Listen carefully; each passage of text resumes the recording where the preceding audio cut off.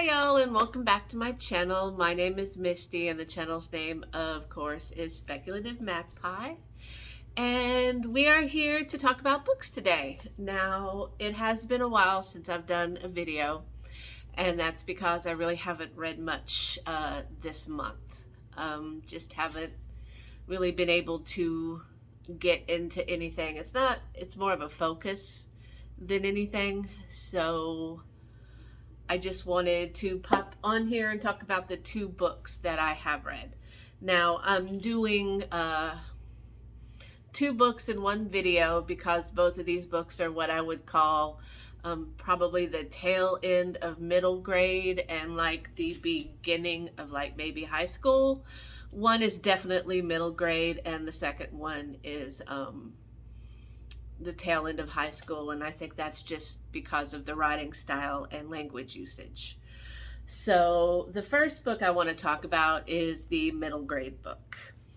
Now this book is The Old Willis Place by Mary Downing Hahn. It is a book, a spooky ghost story written for like, 10, 11, 12-year-olds around there. I've read one of her books when I was around that age, and that one was Wait Till Helen Comes. And I just remember that book being incredibly creepy. So I wanted to, kind of read some of her other stuff because I just never did when I was younger. And, I figured it'd be an easy read, and it was. This book was really, really good. So let's read the synopsis and then we'll come back and talk about it, okay? Diana and her little brother Georgie have been living in the woods behind the old Willis place, a decaying mansion for what seems like forever. A strict set of rules won't allow them to leave the property or even show themselves to anyone. But when a new character and his young daughter Lissa comes to live there, Diana is tempted to break the mysterious rules for the first time in hopes of making a new friend.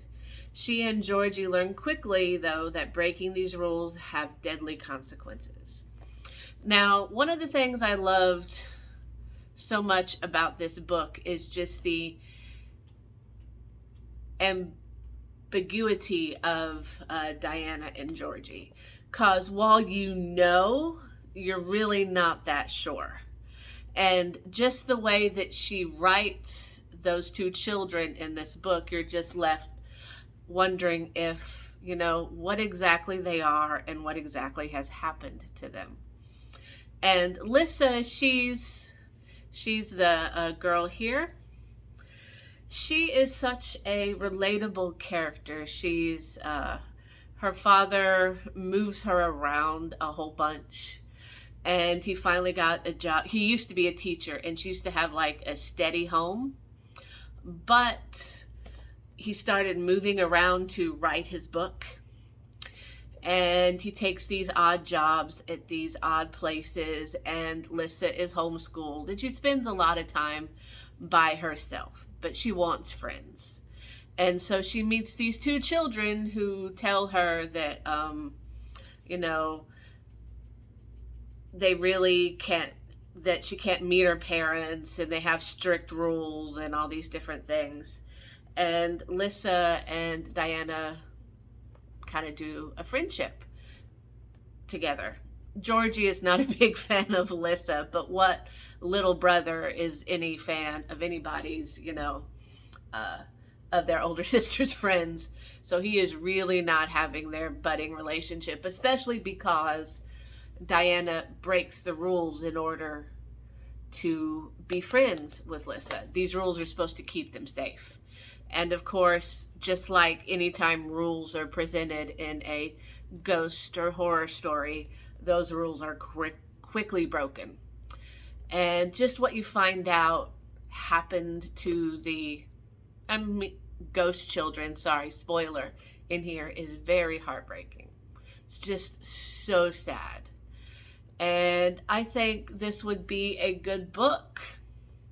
It's not really scary until the end of the book, where there's this confrontation that takes place, and then it gets pretty scary. Mostly it's just a sad coming of age-ish story that, I definitely think that, young people, young kids would enjoy, especially around, Halloween. It's not overly frightening, I don't believe, but it would be enough to send probably some chills down some little kids, spines for the spooky season.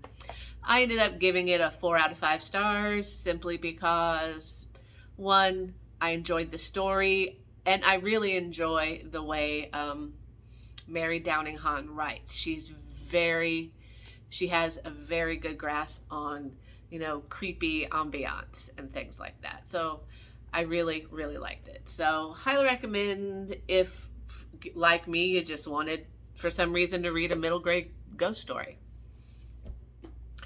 Now, this book I really didn't enjoy quite so much. This is, which kind of breaks my heart that I didn't enjoy it as much as I thought I would. This is From the Dust Returned by Ray Bradbury. Now, I love Ray Bradbury. I've read a lot of Ray Bradbury in my life. I just love the concept of this book. So let me read you the synopsis of this book, and then we'll talk about it briefly. I gave it a 3 out of 5 stars, but okay. From the Dust Returned. They lived for centuries in a house of legend and mystery in Upper Illinois, and they are not like other Midwesterners, rarely encountered in the daylight hour. Their children are curious and wild. Their old ones have survived since before the Sphinx first sank its paws deep in Egyptian sand, and some sleep in beds with lids. Now the house is being readied in anticipation for the gala homecoming coming that will gather together the far-flung branches of this odd, remarkable family. In the past, midnight stillness can be detected, the soft fluttering of Uncle Enar's wings.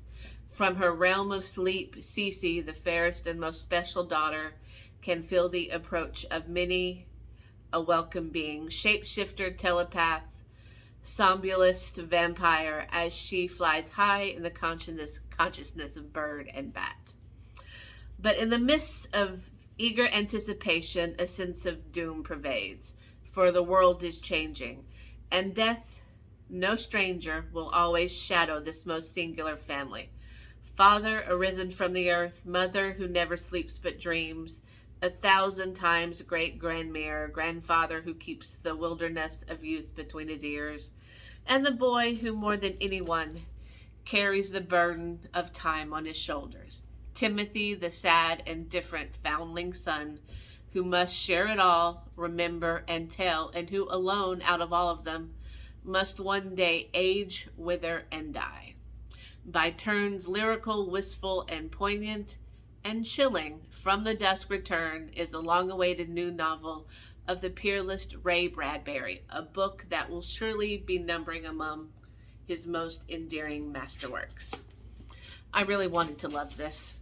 The idea of eternal family made up of so many different types of night creatures was just right up my alley.